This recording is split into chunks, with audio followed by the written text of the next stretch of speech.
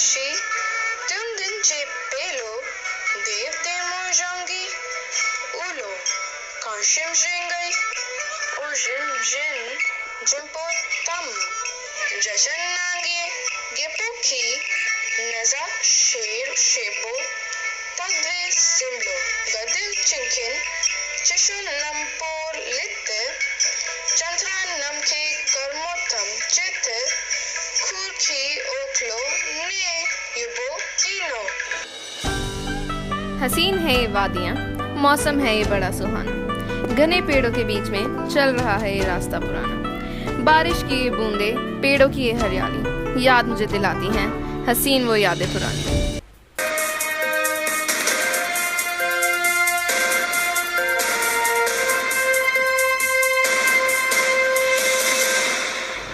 स्वागत है आपका हमारे आज के कार्यक्रम देश की आवाज़ में, जिसमें हम आपको हमारे हिंदुस्तान के अलग अलग राज्यों की विशेषताओं से परिचित करवाते हैं। मैं कनक, इस कार्यक्रम की होस्ट और आपकी दोस्त। जैसा कि आप सभी जानते हैं कि लॉकडाउन के चलते हम आपको अलग अलग जगह घुमा नहीं पा रहे हैं, परंतु इसने हमारे तन को घर के अंदर बंद किया है, हमारे मन तथा दिमाग को नहीं। इसलिए हम आपको इंडिया डिजिटली दिखाएंगे। आइए मैं आपको हमारे आज के आगंतुकों से परिचित कराती हूँ। मेरा नाम अनीका है। नमस्कार, मेरा नाम बापी है।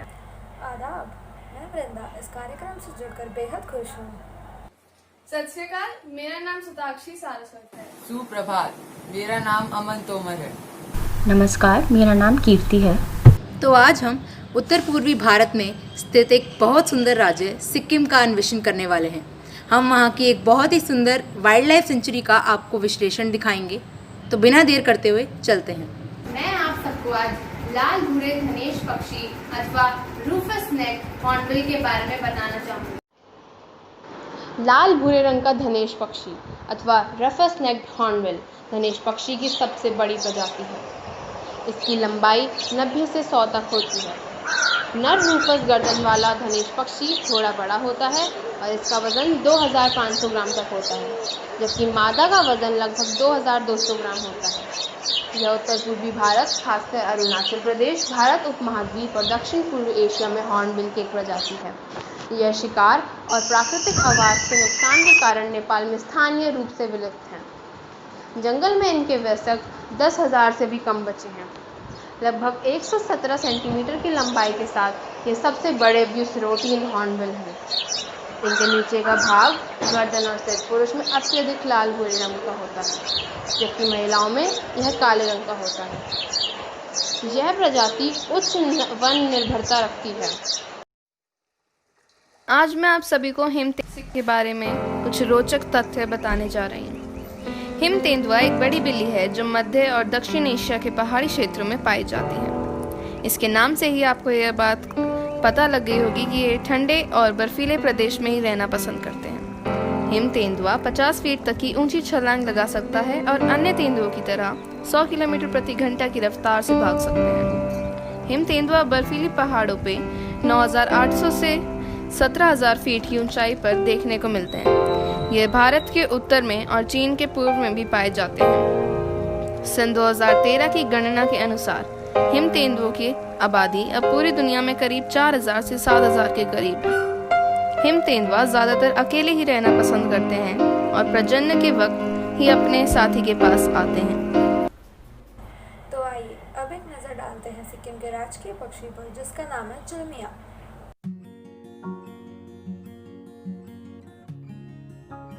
इसे साधारण भाषा में रक्त तीतर के नाम से जाना जाता है। ये बहुत ही सुंदर पक्षी है। इस प्रजाति में दोनों ही नर और मादा अत्यंत सुंदर और दर्शनीय होते हैं। ये आकार में एक मुर्गे जितना होता है। ये सिर्फ पहाड़ी इलाकों में ही पाए जाते हैं, क्योंकि इन्हें वादियाँ और पहाड़ अत्यंत पसंद है। ये मौसम के अनुसार अपने रहने की जगह बदलते हैं, यानी गर्मियों में ज़्यादा ऊंचाइयों पर तथा सर्दियों के मौसम में निचली पहाड़ियों में। यह काफ़ी शर्मीले किस्म के जीव होते हैं, अर्थात मनुष्य इन पक्षियों के लिए काफ़ी संदिग्ध प्राणी होते हैं। चिलमिया पक्षी अपने बचाव में दौड़ने को भागने से ज़्यादा महत्व देते हैं। आहार के रूप में ये हरी भरी चीज़ें खाना पसंद करते हैं। इन्हें भीड़ भाड़ पसंद नहीं है। ये ज़्यादातर जोड़े में पाए जाते हैं और कभी कभी छोटी टुकड़ियों में। परंतु अब किसी कारणवश इस प्रजाति के पक्षियों की संख्या कम होती जा रही है। आज मैं आपको कस्तूरी हिरण की सुंदरता का व्याख्यान करने जा रही हूँ, तो चलिए। कस्तूरी मृग को हिमालयन मस्ट डियर के नाम से भी जाना जाता है। अपनी आकर्षक खूबसूरती के साथ ये जीव अपनी नाभि से निकलने वाले अप्रतिम खुशबू के लिए मुख्य रूप से जाना जाता है, जो इस मृग को सबसे बड़ी खासियत देती है। इस मृग की नाभि में गाढ़ा तरल होता है, जिससे वह मनमोहक खुशबू की धारा बहती है। परंतु कस्तूरी केवल नर मृगों में ही पाया जाता है। ये जीव सिक्किम के अलावा अन्य हिमालयी क्षेत्रों में पाया जाता है, जैसे हिमाचल प्रदेश, कश्मीर, उत्तराखंड और बहुत सी ऐसी जगहें। इस जीव की एक खास बात ये है कि ये अपना निवास स्थान सर्द मौसम में भी नहीं छोड़ता। भले ही ये जीव भोजन की तलाश में कहीं दूर निकल जाए, पर लौटकर अपने आश्रय में ही आराम करता है। इस जीव की याददाश्त शक्ति काफ़ी मजबूत बताई जाती है, जिस वजह से ये अपना रास्ता कभी नहीं भूलता। कस्तूरी की तलाश में ये प्रजाति दिन प्रतिदिन लुप्त होती जा रही है, परंतु खुशी की बात ये है कि इसके बचाव के लिए कई अभियान चल रहे हैं। मैं आपको फायरटेल मैसोनिस के पक्षी के बारे में बताना चाहती हूँ। फायरटेल मैसोनिस एक पक्षी प्रजाति पूर्व में पुरानी दुनिया बाबलर परिवार में रखा गया है। इसका जीन्स मैसोनिस है और हाल ही में पुराने वर्ष बाबलर परिवार स्लिक्विडी में रखा गया है। फायरटेल मैसोनिस सिक्किम की बहुत प्रसिद्ध पक्षी है। यह पक्षी अधिकतर 9000 फीट से 13000 फीट तक उड़ती है। यह ज़्यादातर बांस के पेड़ों में रहना पसंद करते हैं। यह पक्षी छोटे छोटे कीड़े मकोड़ों तथा पेड़ में लगे फलों का सेवन करते हैं। फायरटेल मैसोनिस बहुत ही चमकदार हरे रंग की होती है। इनकी आंखों के पास काले रंग की पट्टी होती है तथा इनके पंख चमकदार लाल कलर के होते हैं। वह इनकी पूंछ। आज मैं अमन तोमर आपको लाल पांडा के बारे में बताऊंगा। यह सिक्किम का राज्य पशु है, जो अपने सुंदर नरम फर वाली त्वचा के लिए जाना जाता है और इसका नाम है लाल पांडा। इसका जीव वैज्ञानिक नेम एरुरस फुनेजिनस है तथा यह कैट बियर, फायरफॉक्स, संकम एवं वोकर आदि के नाम से भी जाना जाता है। 50 से 63 सेंटीमीटर की लंबाई वाले इस पशु की खोज 1821 में हुई थी।